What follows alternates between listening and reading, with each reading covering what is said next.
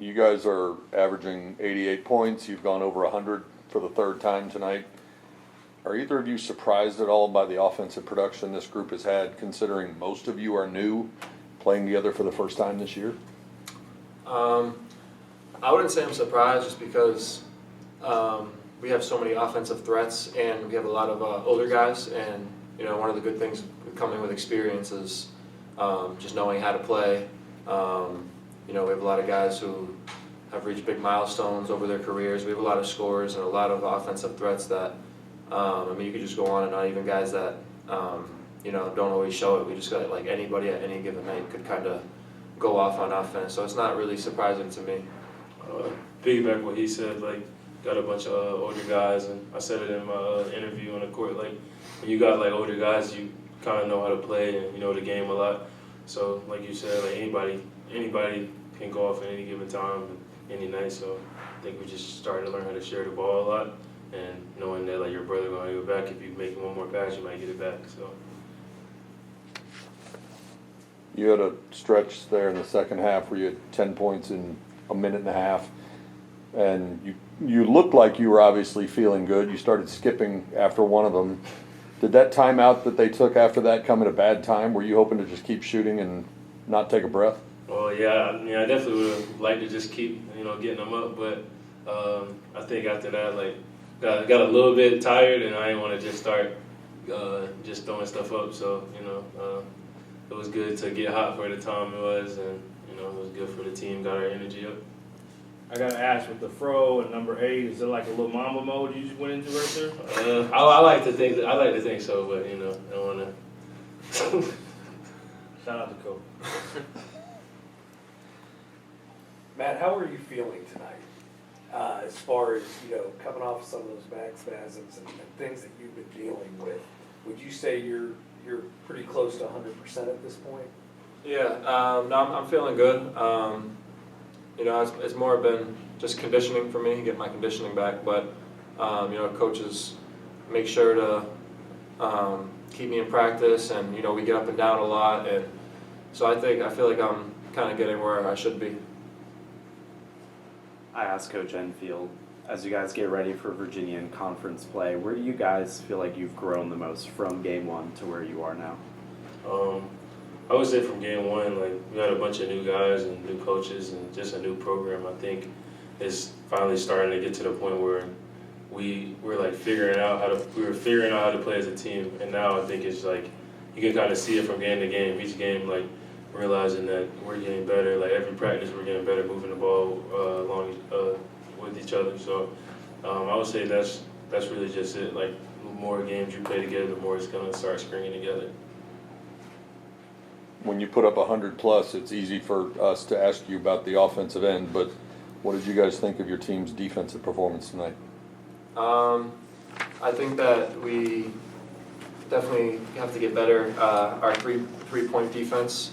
They did get up a lot, but we gotta get out on those, and that's kind of something that we've been trying to emphasize as late here in the season.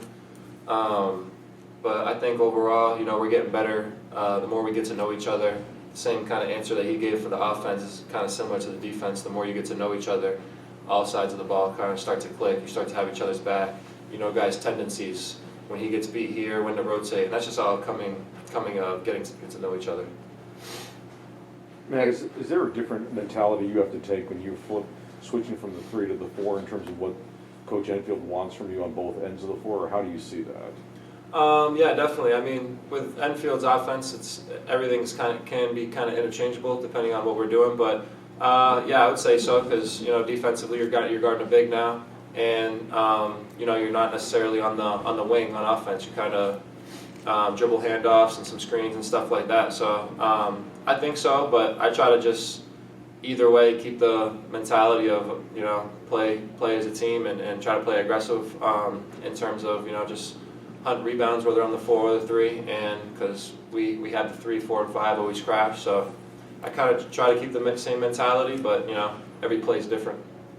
Kario, before the season, Coach talked about how you wanted to get your confidence up, and now with this the 4th game in a row scoring in double figures for you, where would you rank right now your confidence at currently? It's been pretty high. I think mostly because me and him, we had a conversation like after I think one of our games, and he was just kind of telling me that like I'm a good player, like and the offense is gonna come eventually. So just he wanted me to go out there and focus on my defense, focus on the things that I would say that I needed to work on, and I think with that, that kind of gave me a lot more confidence to start shooting the ball better, start making them more like offensive plays and defensive plays as well. So I would say it's pretty high right now. Try to keep it at a good standpoint. To piggyback off of that, Coach was talking about you on the defensive end. Last couple of games, you've tried to draw a couple of charges, and the whistle hasn't gone your way. But what have you been trying to tighten up on the defensive end in order to contribute on both ends of the floor? Mostly just being in the right spot. Sometimes, like as a defender, like you can get caught up in guarding your guy. I think the last couple of games I've been in the right spot, like helping my teammate out or getting to the rim, things like that. Just trying to give a little bit more effort on that end, because all that defense, all it is really effort. I think you could be the best defender in the gym, even if you're not the best athlete in the gym, just by trying harder than the next guy. So. Kario, you played the majority of your college career already in two major power conferences. You played in a lot of big games.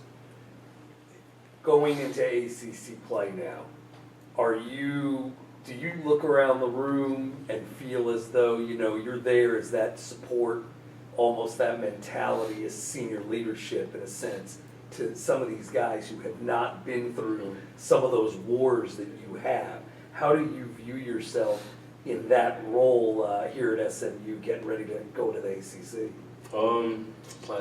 Yeah, definitely. Like you said, like trying to just kind of tell the guys, like we're gonna be in these big games, and you gotta kind of come in with a different mindset. Like you gotta come in with the same mindset, but you gotta leave it different, because you're gonna play every other game we play now. We might play some NBA guys or some playing like Duke and things like that, North Carolina. Like you gotta be prepared to go in and and this margin of error is very small in those games. So just come in and try to tell the guys that, and I think once you get a couple games in and we kind of see how it is, I think it'll be good for us.